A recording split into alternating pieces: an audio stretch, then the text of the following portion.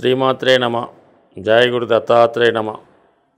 ఈ వీడియోలో మనం ఆగస్టు 1వ తారీఖు నుంచి 31వ తారీఖు మధ్యలో జరగబోయే మాస ఫలితాలు సింహరాశి వారికి ఏ విధంగా ఉండబోతున్నాయి అన్న విషయాన్ని మనం పరిశీలిద్దాం. మరి సింహరాశి వారికి ఈ నెల ప్రారంభంలో ఉన్నటువంటి గ్రహస్థితి రాశి అందే శుక్ర బుధులు, ద్వితీయ స్థానంలో కేతువు, అష్టమ స్థానంలో రాహు, సప్తమంలో శని, దశమ స్థానంలో కుజ గురులు, మరి 12లో రవి. ఈ గ్రహస్థితి ఈ రాశి వారికి చాలా అనుకూలంగా ఉన్నది. ముఖ్యంగా రాశి యందు శుక్రగ్రహ సంచారం, దశమ స్థానాధిపతి అలాగే విక్రమ స్థానాధిపతి అయినటువంటి శుక్రుడు రాశి యందు ప్రవేశించడం వల్ల జాతకుడికి చాలా ఉత్సాహంగా, ఎవరి సహకారం లేకుండా స్వయం కృషిలోనే జీవితంలో అభివృద్ధి చెందే ప్రయత్నం చేయడం కానీ, ఏదైనా ఉపాధి అవకాశాల కోసం చేసే ప్రయత్నాలు 100% ఫలించే అవకాశం ఉన్నది. అలాగే శుక్రుడు రాశి యందు సంచరించడం వల్ల జాతకుడు గతంలో కన్నా చాలా ఖరీదైనటువంటి ఆలోచనలు, అలాగే వస్త్రాలు, లేదా స్త్రీలైతే ఖరీదైనటువంటి ఆభరణాలు ధరించడం, మంచి విలువైన వస్త్రాలు సమకూర్చుకోవడం, ఎక్కువగా ఒక సెలబ్రిటీ మాదిరిగా ఉంటూ ఎక్కువగా ఫంక్షన్స్లో వాటిలో పాల్గొని గౌరవమైనటువంటి స్థానాన్ని పొందుతూ ఉంటాడు జాతకుడు. అంటే అందరి చేత గౌరవించబడుతూ ఉంటాడు. స్వయం కృషితో జీవితంలో పైకి వస్తాడు. ఎవరి సహకారం లేకుండా వాడి పనులు వాడే చేసుకొని జీవితంలో అభివృద్ధికరంగా ఉండే అవకాశం ఉంది. దానికి బుధుడు రావడం వల్ల ఇది ఉన్నత విద్యాయోగం. ఎవరి జన్మజాతకంలో శుక్రబుధులు కలిసి ఉంటారో వాళ్ళు కంపల్సరీగా అప్ టు పీజీ వరకు వెళ్తూ ఉంటారు. నిరంతరం విద్యా అన్వేషణలో ఉంటారు. అటువంటి బుధుడు కూడా రాశిలో సంచరిస్తూ ఈ బుధ శుక్రుల సంయోగం వల్ల జాతకుడికి ఉన్నత విద్యాయోగం ఏర్పడింది. ఎవరైతే పీజీ లాంటి కోర్సులో ప్రవేశం కొరకు ప్రయత్నం చేస్తున్నారో వాళ్ళకి సమయం అనుకూలంగా ఉంటుంది. అలాగే ప్రభుత్వ పరీక్షలు ఎవరైతే రాస్తుంటారో, ఏదో సివిల్సో యూపీఎస్సీయో అలాంటి పరీక్షలు రాస్తున్న వారికి వారి ఆలోచన శక్తి పెరిగి చక్కని ఫలితాన్ని ఈ 2 గ్రహాల కలయిక వల్ల పొందే అవకాశం ఉంటుంది. అలాగే ఆగస్టు 16 తర్వాత ఈ కాంబినేషన్లోకి రవి కూడా వచ్చి చేరడం వల్ల ఖచ్చితంగా జాతకుడికి సెల్ఫ్ కాన్ఫిడెన్స్ పెరుగుతుంది. తనలో ఉన్నటువంటి సామర్థ్యంతో ఏదైనా సక్సెస్ఫుల్గా వెళ్ళే అవకాశం ఉంది. సో ఇవన్నీ బాగున్నప్పటికీ కూడా మరి శని వక్రించి ఈ సప్తమాన్ని అంటే సింహరాశిని చూడటం వల్ల మరి జాతకుడు ఎంత కష్టపడ్డా కూడా అనుకున్న ఫలితాన్ని పొందలేకపోతుంటాడు. కొద్దిగా చదివింది కష్టపడింది మర్చిపోతుంటాడు. కాబట్టి ఎక్కువ కృషి చేయాలి. అయితే అదృష్టవశాత్తు మనకి శని భగవానుడు వక్రగమనం పొందడం వల్ల జాతకుల్లో ఇంకా కృషి పట్టుదల పెరుగుతుంది. మరి కొంతవరకు గురువు యొక్క భావం, ఆరో భావం కూడా ఫలితం రావడం వల్ల జాతకుడికి అంటే 7లో ఉన్నటువంటి శని వక్రించి 6వ భావంలో ఉన్న ఫలితాన్ని కూడా ఇవ్వడం జరుగుతుంటుంది. కానీ టెక్నికల్గా అక్కడే ఉంటాడు, కానీ ఫలితం మాత్రం కొంతవరకు 6లో ఇస్తుంటాడు. అందుకని ఖచ్చితంగా విజయ అవకాశాలు పెరుగుతాయి. అంటే గతంలో మీరైనా ఒక ఇంటర్వ్యూకి వెళ్ళో ఒక కాంపిటేటివ్ ఎగ్జామ్ రాసి ఫెయిల్ అయి ఉంటే మళ్ళీ అదే కాంపిటేటివ్ ఎగ్జామ్ రాయడం వల్ల మీరు 100% దాంట్లో ఫలితాన్ని పొందే అవకాశం ఉంటుంది. ఇది ఖచ్చితంగా మంచి విజయ అవకాశం ఈ రాశి వారికి ఉంది. సో ఇది మనకి బాగుంటే, ముఖ్యంగా ఈ రాశికి యోగకారకుడు రాష్ట్రాధిపతి రవికి మిత్రగ్రహం అయినటువంటి చతుర్థ భాగ్యాధిపతి, కేంద్ర కోణాధిపతి, స్వయంగా అదృష్టాన్ని ఇవ్వగలిగే గ్రహం కుజగ్రహం దశమ స్థానంలో సంచరిస్తూ అష్టమాధిపతి గురువుతో కలియడం వల్ల జాతకుడికి ఆకస్మికంగా వృత్తిలో అభివృద్ధి రావడం జరుగుతూ ఉంటుంది. లేదా కొన్ని సందర్భాల్లో అదనపు బాధ్యతలు స్వీకరించడం జరుగుతూ ఉంటుంది.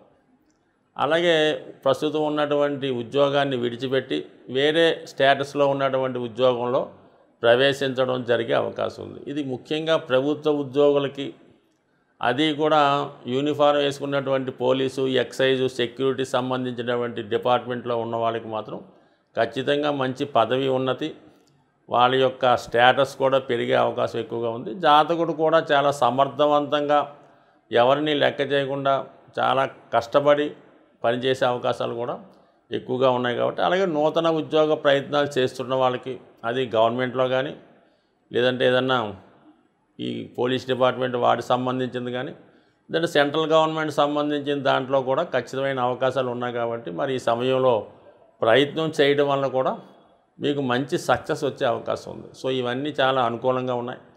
దానికి అదనంగా రాహు అష్టమ స్థానంలో సంచరిస్తూ చాలా వరకు మీకు వచ్చిన అవకాశాలను పోగొడుతూ ఉంటాడు.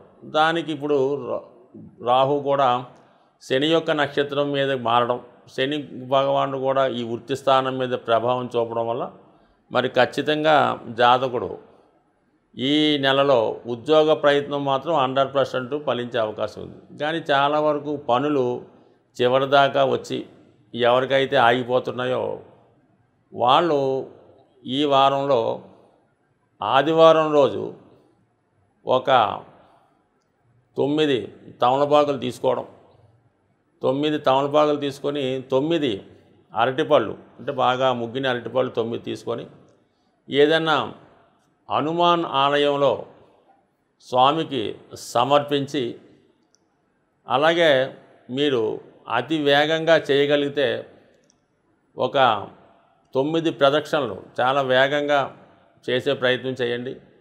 ఖచ్చితంగా మీ ఆటంకాలు తొలగి ఉద్యోగ ప్రయత్నం మాత్రం 100% నెరవేరే అవకాశం ఉంది. చిన్నపాటి రెమెడీ చేయడం వల్ల ఒకసారి చేసి ప్రయత్నం చేయండి.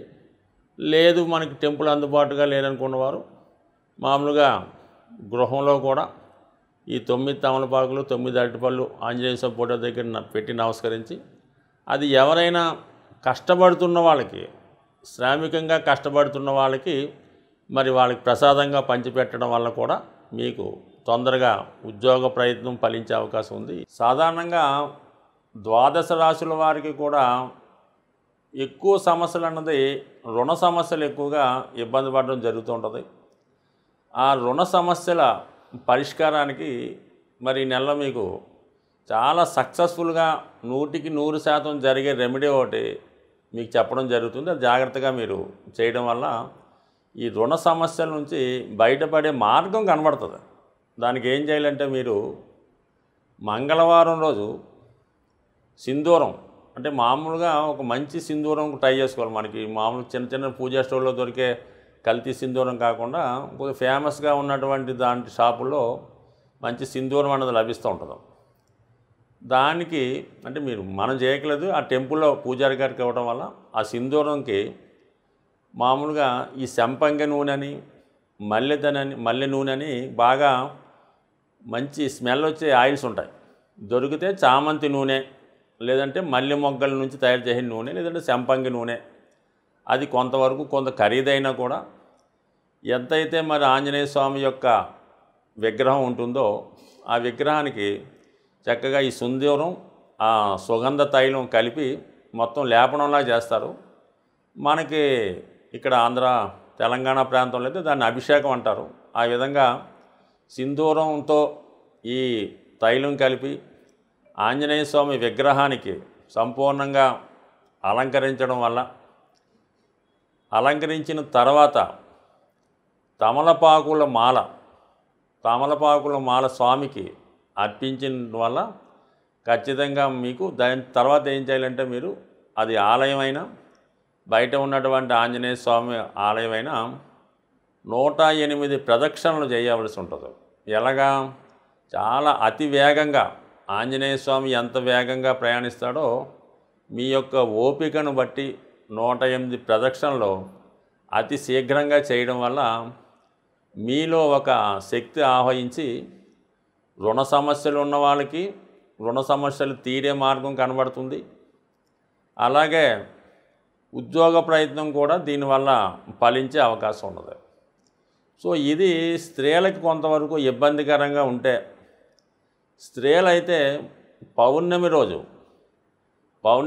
పొద్దున్న నుంచి సాయంకాలం దాకా ఉపవాసం ఉండగలిగిన వారు ఉపవాసం, లేని వాళ్ళు ఏదైనా ఫ్రూట్స్ లాంటివి తీసుకొని, మరి పౌర్ణమి నాడు వెన్నెల ఎక్కువగా ఉంటుంది కాబట్టి వెన్నెల అంటే చంద్రోదయం అయిన తర్వాత వీలైతే మీరు తెలుపు రంగు వస్త్రాలు మామూలుగా ట్రెడిషనల్ వస్త్రాలు అవ్వచ్చు, మామూలుగా మీరు లోకల్గా వేసుకున్నటువంటి పంజాబీ డ్రెస్ లాంటిది కూడా అవ్వచ్చు. తెలుపు రంగు వస్త్రాలు ధరించి అమ్మవారికి పాయసం నైవేద్యంగా పెట్టాలన్నమాట. పాయసం నైవేద్యంగా పెట్టి అదే వెన్నెల్లో కానీ లేదంటే అమ్మవారి దగ్గర లలితా సహస్రనామాన్ని సంపూర్ణంగా పారాయణ చేసి ఆ యొక్క ప్రసాదాన్ని కేవలం మీ యొక్క కుటుంబ సభ్యులు మాత్రమే సేకరించడం వల్ల కూడా మరి మీకు వివాహ సమస్య ఉన్నా, రుణ సమస్యలు ఉన్నా కంపల్సరీగా మీకు దాని నుంచి బయటపడే మార్గం కనబడే అవకాశం ఉన్నది. సో ఇది ఒకటి వివరంగా చేయండి. ఎంత పెద్ద రెమెడీ చేయలేని వాళ్ళు ఏం చేస్తారంటే మామూలుగా సింధూరాన్ని చక్కగా కొబ్బరి నూనెలో కలిపి ఒక 108 తమలపాకులు తీసుకొని ప్రతి తమలపాకు మీద సింధూరంతో ఒక చిన్నగా ఒక మనకి ఈ ఉంగరం వేలుతో చిన్న గీతలా గీసి ప్రతి ఒక తమలపాకు ఒక ఆంజనేయ స్వామి యొక్క నామంతో లేదంటే శ్రీరామ అని స్వామి పాదాల దగ్గర ఉంచి మీ యొక్క కోరిక చెప్పుకోవడం వల్ల 100% మరి ఏదైనా ఆంజనేయ స్వామికి తమలపాకులు ఏ విధంగా సమర్పించినా మీరు ఏ ప్రయత్నం చేసినా స్వామికి చెప్పుకుంటే అది ఖచ్చితంగా తీరే అవకాశం ఉంది. అది ఒకటి న్యాయబద్ధంగా ఉండాలి తప్ప అన్యాయబద్ధంగా ఉంటే మాత్రం అది తిరిగి మీకే ప్రమాదం అయ్యే అవకాశం ఉంది. స్వస్తి.